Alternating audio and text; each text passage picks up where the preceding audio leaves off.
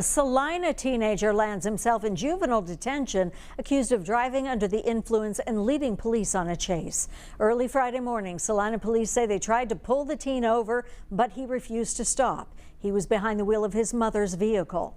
The chase ended when he lost control and crashed into a traffic pole. Police say he ran from the scene.